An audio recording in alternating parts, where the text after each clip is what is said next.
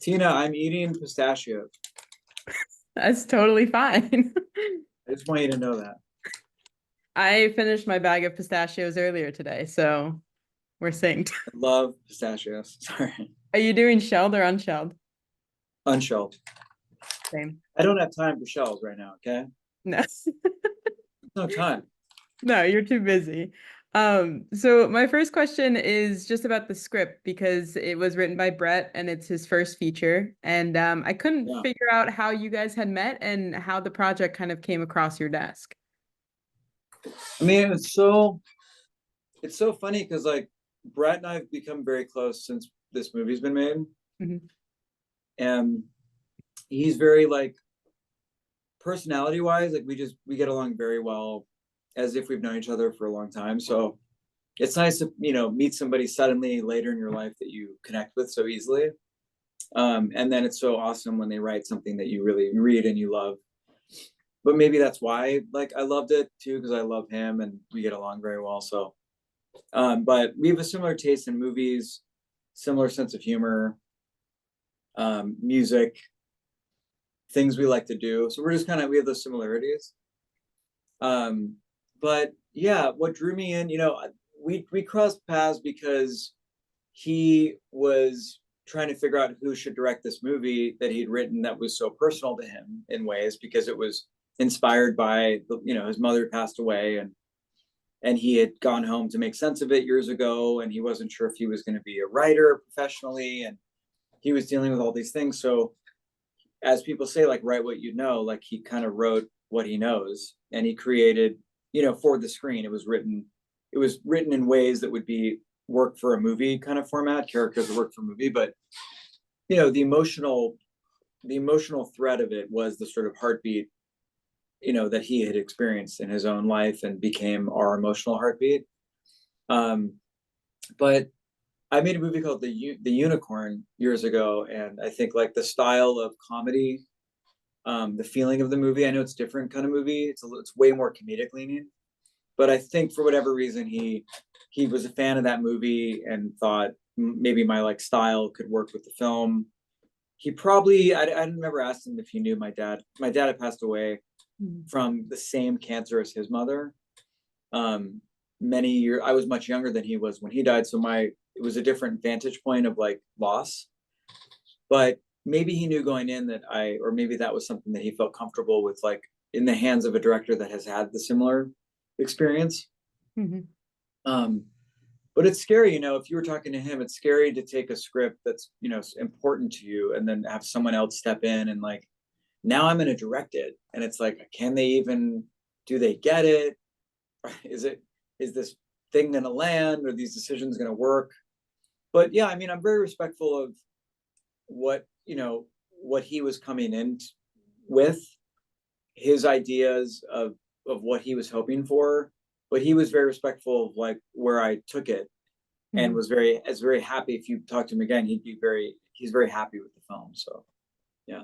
And so it's a personal story to both of you. And so how do you kind of prepare yourself mentally for having to talk about all these things and like essentially it becomes part of the press that you're talking about this. I imagine it's kind of difficult. Yeah. Oh, talking about these personal things. Yeah.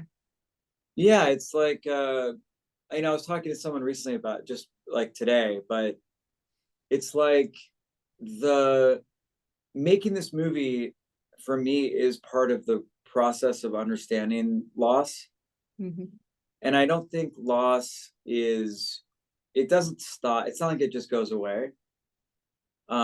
Maybe you have a easier time making sense of it or dealing with it when you think about it, but the feeling of the wounds of it don't just go away ever, right? So you're always looking for ways to better understand it or search or keep it alive in a way. Like you want to keep it fresh too, the feeling of the person who was in your life. So for me, this was my way of like working through it, and I think, yeah, talking about it, I mean, just even having a conversation about one's experience with grief is part of the healing process. And I think even people have come up to me after they've seen the movie and brought up someone that they've lost recently or how we captured or told these characters, how we presented their journey of loss was not like unfamiliar or foreign to their experiences. It was like honest. And I think that's important, you know, like I think I don't know if, as you saw, the movie's not, we didn't make a heavy drama. Mhm. We made, and I don't know if heavy dramas are even as effective sometimes at like communicating loss. I think it's like, it is those moments of laughing that you go, oh yeah, that's true. Or like, you know, there's truth in that stuff. So, Yeah, definitely. I lost somebody not to cancer, but about a year ago, and it was quite the emotional experience to watch the film last night. yeah. But so I love the way that you made the flashbacks feel like they were also happening in the present. It was this really interesting way that you played with time and perception. And so I was kind of curious about, as a director, how did you plan for the look of the flashbacks and the way that they kind of melded together with the present? Well, I remember like early on talking to Brett, and he was asking me specifically, like, how am I going to do the flashbacks and the current day, present day stuff? I had my own like, I had like an explanation for how I was going to do it, but I don't even think I did it that way, to be honest. Like, you know, it was like, what was, it occurred to me, like I always loved, like there's a director named Michel Gondry that I love. Directs Michel Gondry does a lot of really great, came up as a music video director and then has like become a great filmmaker. But Michelle does these like match cuts where you like match an action, it changes camera perspective, and it's like this trickery of like film perspective to create like this flow of this like crazy, super, you know, heightened, bizarre kind of conceptual world. And so like I'm a big fan of match cuts. Like I really love when you match an action. Mhm. And it kind of weirdly, like suddenly while we were making the movie, before we actually started shooting, obviously, I was plotting out the match cuts on set because we had to shoot, we would have to shoot it away so it worked editorially, you know. So I was thinking, I kind of, when I direct movies, I think about the edit most of the time. How am I going to cut the scene, Mhm. or what pieces do I need to get in and out of the scene, or how, or if it doesn't work this way, how am I not going to get stuck? So it's a lot of like plotting these things out. But I plotted out all the match cuts of like, how do we get in and out of a flashback? So I was Mhm. like, okay, well, Ren's going to be looking out the window, and we're going to get in from that perspective into the diner, into the scene outside with his mother at the restaurant. Mhm. Or he's going to, yeah, like he's going to, what's a good example? Um, he's going to hold up the elephant that he bought for his mom in the hospital, and we're going to cut from the elephant into present day from the flashback. Or he's going to open the car door and step up into the past. Like all these things were plotted out. And yeah, like it wasn't like we were like, let's tell the past in black and white. So it's so, you know, it wasn't as obvious as that. But that's the hard part about this movie from a storytelling. That was the challenge, was how do I best sell the past Mhm. because versus the present, because it's not that long ago. Like it would have been easier, like the car stuff with the young Ren character. It's clearer that that's, if you can believe it. And I think he looks like a young, you know, he looks like young Nick. But you know, if you go back in time and the character is suddenly like 12 years old or 15 years old, and now he's like 30, clearly like we're in the past. But if it's supposed to be just like not long ago, because the mother's loss to cancer was quick, it was sudden. Mhm. People, when they, you know, when they start treatment, you can quickly, your body like just can't handle it. So you quickly change, right? And it can be really quick, in a matter of months. Someone can go from what seemed like a healthy person to like not around. And that's the case for this movie. Like it was a quick turnaround for the Lily character, but it's not that long ago that you see Ren in the past. So it was kind of tricky to make sure we could sell that this was like Nick a few years ago or Mhm. Nick a year ago. So yeah, that was the tough part. But yeah, I appreciate you shouting that out, because like, you know, that was something that as a director, that was like a stylistic choice of like, how am I going to get you into the past in this like dreamy kind of way to take you away. And we used audio for that. If you notice, we'll kind of like, you know, create a distant effect to the dad's voice when Ren's on the couch. I also love there's times where they answer the question in the past and then it's the present. Yeah. So like those were very specific. Like I said to Nick, like I need you to look at camera and say it was good. Responding to the dad's line that we're going to shoot in 2 weeks about how was your flight. So you're having to pull up scenes that we're not shooting anytime soon and like have us, like recite lines from scenes that we're not shooting, just so we have enough time to cut into it. It's very interesting that you bring up editing, because I was going to ask if you felt like your career in music makes you specifically attuned to the rhythm of editing, because I find that I do a lot of editing and I feel like there is a specific rhythm, and if you have a music background, there's a definite connection. Yeah, no question. I mean, I operate Pro Tools and I record music, I can record and make records by myself if I had to. I love working with other people, but so yeah, like I like having my hands on the software and kind of playing around.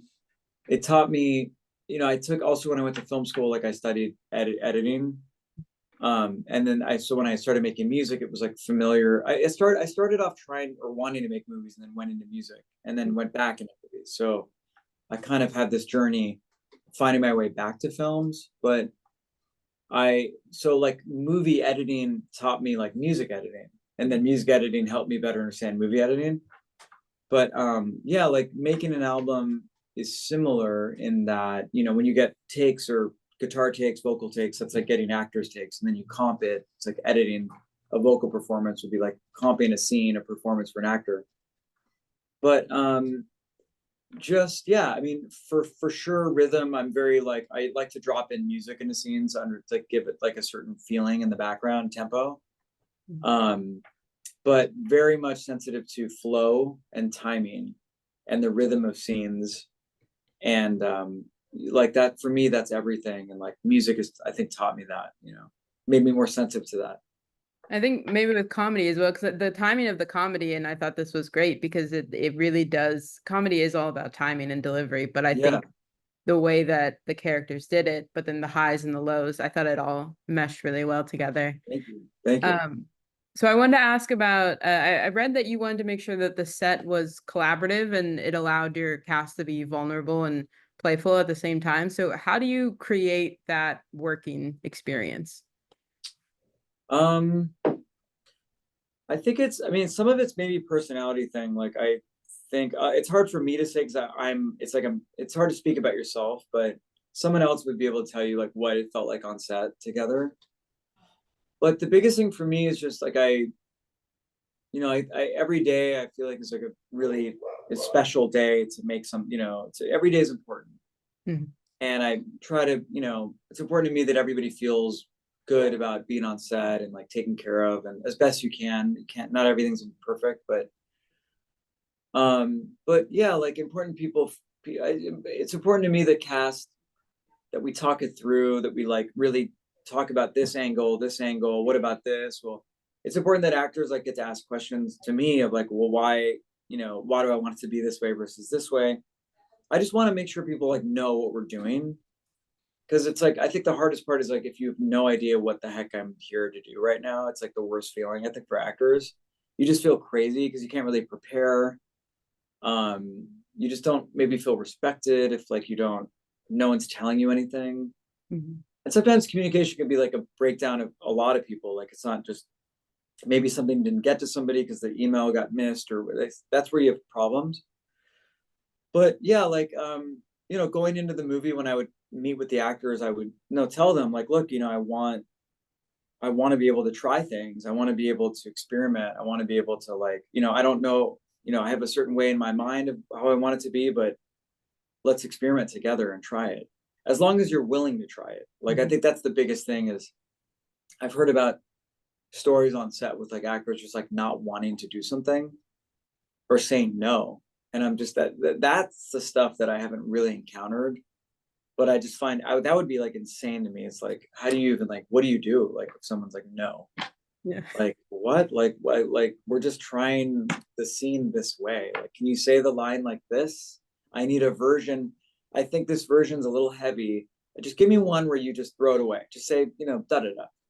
And if they're just like, I don't really know if I would do it like that, it's like that would be really hard. And it's gonna happen. But yeah, as long as I'm willing as a filmmaker to set the tone of willingness together. We had days where, some of the actors didn't quite understand what this line meant, or why would I do that. And we lost time blocking scenes. We lost very valuable time of like where we could have gotten another shot.